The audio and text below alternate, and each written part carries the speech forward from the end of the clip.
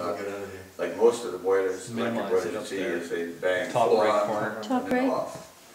And the line boiler is a beautiful boiler. Oh yeah, I think you're right. With the line Use a minus sign there. Oh yeah, there's the line boiler right there.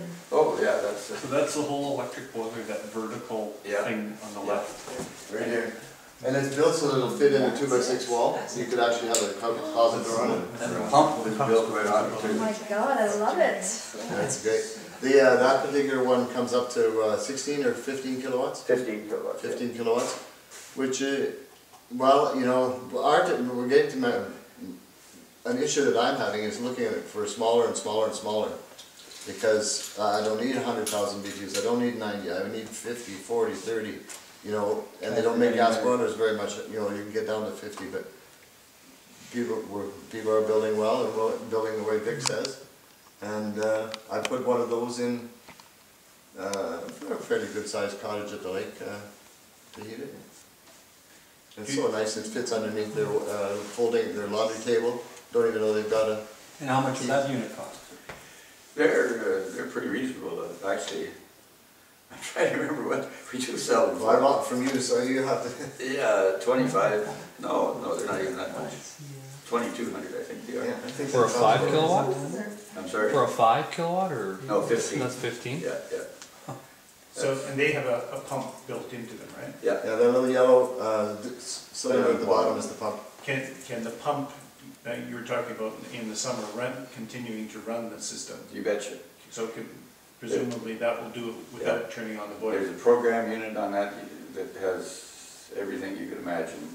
Outdoor reset, although CSA won't accept their outdoor reset system, so you gotta put a different one on.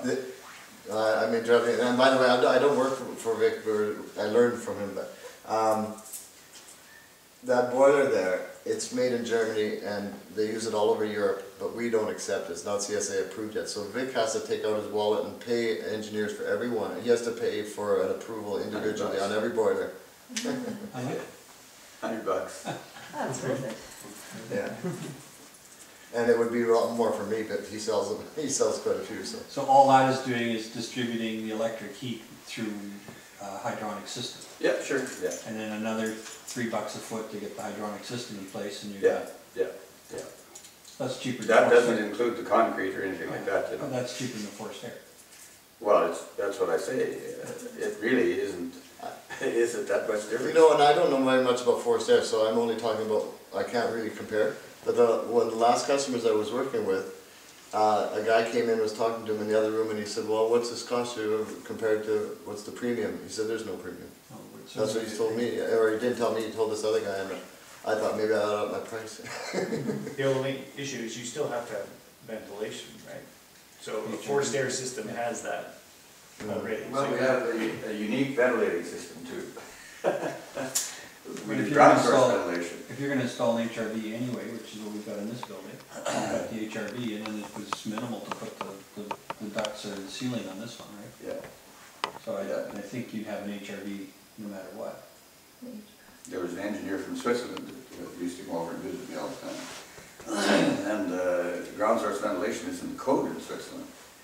So all your ventilation air has to come in from below ground, and you pick up ground temperatures. And we've probably done 60 or 70 of them here, I guess. And you exhaust the ground air, and it has a bit of a heat exchange with the incoming air. And even at minus 40 degrees, the air coming in is about plus 40 Fahrenheit.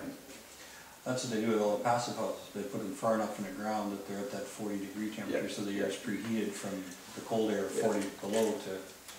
We've got another special design on one of those, but that's secret at this point. Top secret. Next presentation.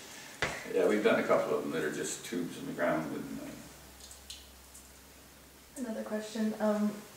Doing a concrete floor and having a basement underneath, have you done any of those? And Concrete floor with a basement underneath it. Yeah. Creek floor. I'm sorry? She's talking about a creek floor. Yeah, yeah. It's just it's like It's got a concrete precast? Oh yeah, you pour it and Okay. yeah. Yeah, it's 1.5 inches concrete on the floor. Is it only? Oh, Oh. yeah. Yeah. Yeah, no, you could do that too, but, I mean, it only has to be 1.5 inches, or should we go with 2 inches or 3 inches? Oh, I see what you mean, I'm sorry. Standard is 1.5 inches, it's because you have they actually put a double plate on the bottom when they're building your walls, it's a double plate on the bottom and it accommodates for that 1.5 inches of concrete. So you still have something to put your baseboards to.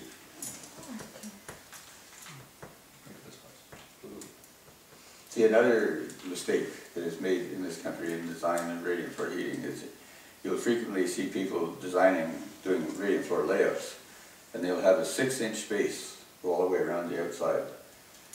All you're doing is taking more energy to the lost area. Doesn't heat the house at all. We never have double spaces around the outside. Another thing about radiation heating, you will never see frost on a window unless you got a thermal blind done. Never. Say that again about the 6-inch space? You should never have a 6-inch space around the outside. Instead foot. Instead 1 of foot, 12 more than 6 inches. Well, and certainly it should be at least a foot in from the wall, Okay. because all you're doing is taking heat to the high loss area. I And misunderstood it that. certainly bridges out. Yeah. Have you found any differences between concrete and gypcrete? Well, they're fairly similar.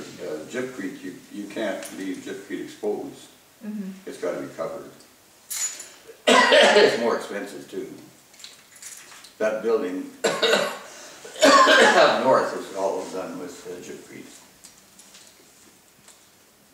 Are there issues with cracking when you put that on a floor? Like Concrete? Yeah, Yeah. and with cracking with the pipes. Oh, it wouldn't hurt the pipes. Yeah. Well, I'm sorry. No, one of the things that we should do with concrete, if we're going to use it for capping floors, is you mix it with fly ash. You put enough fly ash in it, and we've done floors. We didn't do them, but we had contractors that used fly ash concrete, not a crack to be found. It's quite amazing, but it takes about 6 hours for it to set up too, and it takes a long time for it to set. But, Yeah, it keeps it nice and flexible. I'm sorry? Keeps it nice and flexible.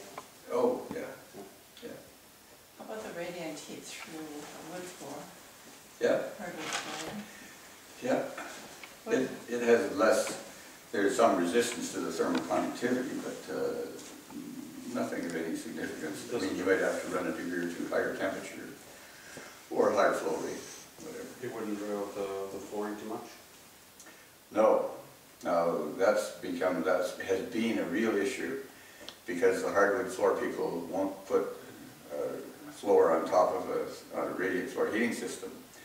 But the reason is that the people that are doing the design on the radiant floor heating system are using high mass boilers, atmospheric boilers with 140-degree temperatures. And as soon as you go to that system, you betcha you can't put radiant floor on it, or you can't put hardwood on it, I should say. But you could put hardwood on a 40°C. Oh, without absolutely. having. Yep, no problem at all. We've done dozens of them.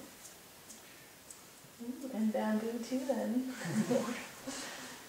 What about, we've got one space where we would have the kitchen upstairs and then a rec room underneath. Could we do radiant in between and have it going up and down? Yeah, you can. It's always better if you can put pipe in the concrete floor in the basement, of course, if it's a new house. Yeah. I mean, I wouldn't consider anything else. We've done lots of systems now where you reflect up and down. So it'd be Well, two, Bruce is the master at that. like it'd be 2 sets of loops with the Well, floor. you just closer spacing. Well, I don't know what, For, she says 2 sets of loops, but it would just be closer spacing, wouldn't it? one way or the other. Combination of both. The idea is to get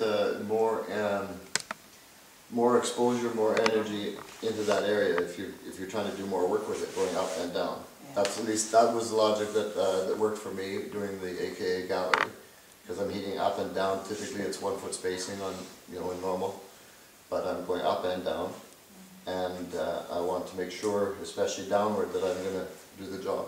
So I put it at 6 inch, but that's How do you balance the temperature between those two spaces? It's just balance.